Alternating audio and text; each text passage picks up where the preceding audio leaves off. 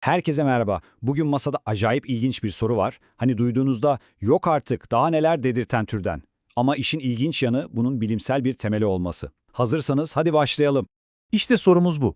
Evet, yanlış duymadınız. İlk başta kulağa ne kadar tuhaf geliyor değil mi? Ama durun, hemen panik yok. Bu kesinlikle yaygın bir durum değil. Asıl olay bu teorik olasılığın arkasında yatan inanılmaz bilimsel mekanizma. Gelin bu merak uyandıran konunun derinliklerine birlikte inelim. Peki bu acayip soruyu cevaplamak için önce en temelden başlamamız lazım. Yani bir köpek alerjisi dediğimiz şey tam olarak ne? Kaynağı ne? Şimdi köpek alerjisi deyince aklınıza tek bir şey gelmesin. Aslında bu köpeklerde bulunan farklı proteinlere karşı vücudumuzun verdiği bir tepki. Neyse ki artık teknoloji o kadar ilerledi ki yapılan kan testleriyle tam olarak hangi proteine karşı hassas olduğumuzu nokta atışı öğrenebiliyoruz. İşte karşınızda hikayemizin başrol oyuncusu. Can F5 proteini. Bu protein özellikle erkek köpeklerin prostat bezinde üretiliyor. Bu ne demek? Demek ki bazı insanlar için alerjik reaksiyonlar dişi köpeklerden çok erkek köpeklerle temas edince tetikleniyor olabilir. Ve işte ilginç bir detay daha. Erkek bir köpeği kısırlaştırdığınızda ürettiği bu Janof5 proteini miktarı çat diye düşüyor. Bu da bize neyi gösteriyor? Alerjenin kaynağı aslında ne kadar net ve belirli, değil mi? Tamam, köpeği anladık ama işin bir de insan boyutu var. Ve işte burası işlerin iyice ilginçleştiği yer. Çünkü insanda da bu köpek proteinine inanılmaz derecede benzeyen bir protein var. İşte bakın bu tablo her şeyi özetliyor aslında. Solda köpeğimizin proteini CAMF5, sağda ise insandaki PSA proteini. İkisi de prostatta üretiliyor ve bilimsel çalışmalar gösteriyor ki yapısal olarak ikiz kardeş gibiler. Bütün olay da tam olarak bu benzerlikten kaynaklanıyor. Peki, vücudumuzun savunma mekanizması yani bağışıklık sistemimiz bu kadar benzeyen iki proteinle karşılaşınca ne yapıyor? İşte şimdi işin biyolojik kısmına bağışıklık sistemimizin o küçük ama önemli hatasına geliyoruz. Bu durumun bilimsel bir adı var. Çapraz reaktivite. En basit haliyle bağışıklık sistemimizin kafasının karışması diyebiliriz.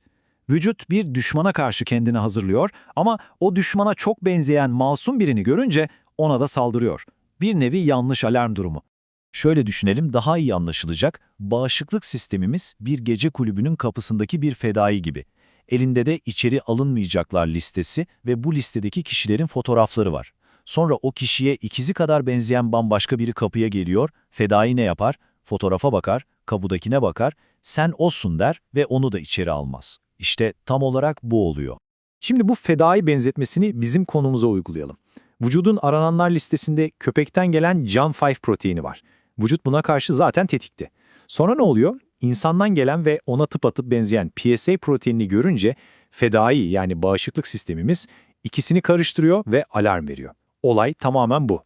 Tamam, bilimsel kısmı anladık. Peki, bütün bunlar pratikte ne anlama geliyor? Yani işin özü ne?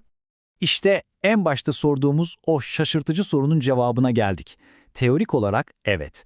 Eğer bir kadının spesifik olarak o köpek proteini CAN5'a alerjisi varsa, vücudu partnerinin semeninde bulunan ve ona çok benzeyen PSA proteinine de tepki gösterebilir. Yani alerjik semptomlar yaşayabilir. Ama bakın buraya kocaman bir ama koymamız lazım. Hatta altını çizerek söylüyorum. Kaynaklar da aynen böyle diyor. Şunu netleştirelim. Bütün bu anlattıklarımız bilimsel olarak sadece birkaç tane vaka raporuna dayanıyor. Yani ortada büyük kapsamlı bir araştırma yok. Eğer köpek alerjiniz varsa bu durum sizin de başınıza gelecek diye bir şey kesinlikle yok. Hatta bu köpek alerjisi olanlar için hiç de tipik bir durum değil asla. Özetle bu ilginç bağlantı ve özellikle de doğurganlık gibi hassas konular üzerindeki etkileri hakkında kesin bir şey söylemek için daha çok erken. Bilim dünyasının bu konunun üzerine daha fazla eğilmesi, daha çok araştırma yapması gerekiyor. Şimdilik elimizdeki veriler oldukça sınırlı. Ve bugünkü konumuzu akıllarda kalacak bir soruyla noktalayalım.